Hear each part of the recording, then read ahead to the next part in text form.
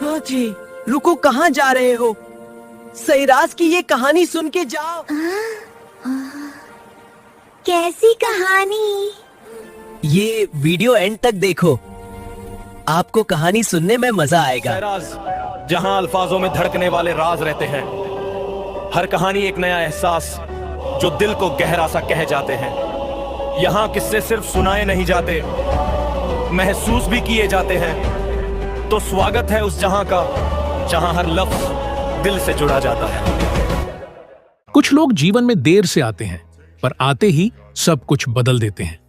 यह कहानी उसी मुस्कान की है जिसने एक अकेले व्यक्ति को जीना सिखा दिया। यह कहानी सुनाने जा रहा हूं मैं, सैराज। एक ऐसी कहानी जिसमें कोई रहस्य नहीं, कोई प्लॉट ट्विस्ट नहीं, सिर्फ एक प्रेम है जो हृदय की भाषा समझता है। कुछ संबंधों का रंग केवल हृदय जानता है, और कुछ लोग बिना बोले सब कह जाते हैं। आज उन्हीं दो लोगों की कहानी जो एक दूसरे की आदत बन गए। अरमान एक सरल, शांत स्वभाव वाला व्यक्ति था। उसके लिए जीवन एक रूटीन था। सुबह की भाग दौड़, रात की थकान और दिन भर की छोटी मोटी जीत और हार। उसकी दुनिया में सब कुछ था, सिवाय एक ऐसे साथी के जो उसे सुन सके, समझ सके और बिना कारण मुस्कुरा सके। फिर एक दिन वह मिली, माया। सरल पर विचित्र रूप से सुंदर, बिना मेकअप के पर पूरे कैरेक्टर के साथ। वह ऊंची आवाज में नहीं बोलती थी, वह गहराई से बोलती थी। वह चतुर दिखने की कोशिश नहीं करती थी, वह स्वाभाविक रूप से इंटेलिजेंट लगती थी।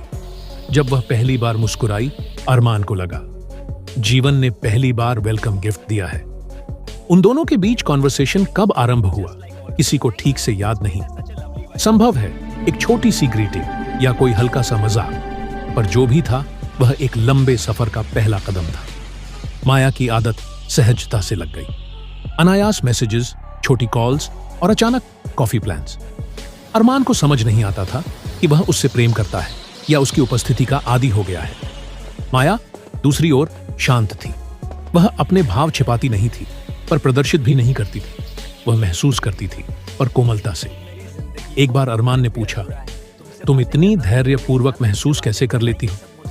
माया ने मुस्कुराकर कहा, शायद इसलिए कि मुझे कुछ प्रूव नहीं करना। वह पंक्ति अरमान के मन में बस गई। उसने सोचा, हां, सही है। प्रेम ऊंची आवाज नहीं करता, सुरक्षित करता है।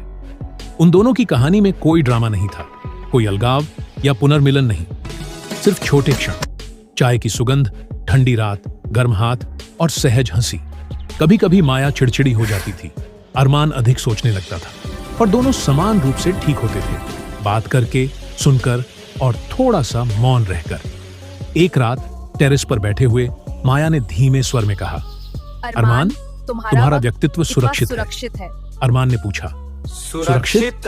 वह बोली, हाँ, तुम्हें जीतने की जल्दी नहीं, तुम समझने की इच्छा रखते। उस क्षण अरमान को समझ आया, कभी कभी व्यक्ति प्रेम नहीं खोजता, वह एक स्थान चाहता है जहां वह स्वयं को सत्यता से व्यक्त कर सके। आगे क्या होगा, फ्यूचर कैसा होगा, यह महत्वपूर्ण नहीं।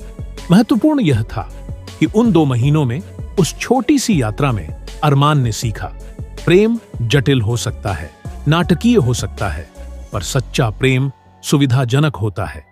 वे संबंध में आए या नहीं, यह महत्वपूर्ण नहीं। महत्वपूर्ण यह था कि वे अपने सर्वोत्तम रूप में थे, एक दूसरे की वजह से। कभी कभी प्रेम सफल नहीं होता, पर अर्थपूर्ण अवश्य होता है। और अरमान ने अंत में सोचा, माया ने मेरी जिंदगी नहीं बदली, उसने मुझे बदलने दिया। यह एक छोटी, सच्ची, शांत सी कहानी थी जो ऊंची नहीं थी, पर कोमल थी। मैं था सैराज, और संभव है आप भी किसी माया या अरमान की कहानी में हो, या संभव है कोई आपकी कहानी लिख रहा हो। सुनने के लिए धन्यवाद। कहानियों में छुपा एक डर, सैराज के साथ राज बने सफर।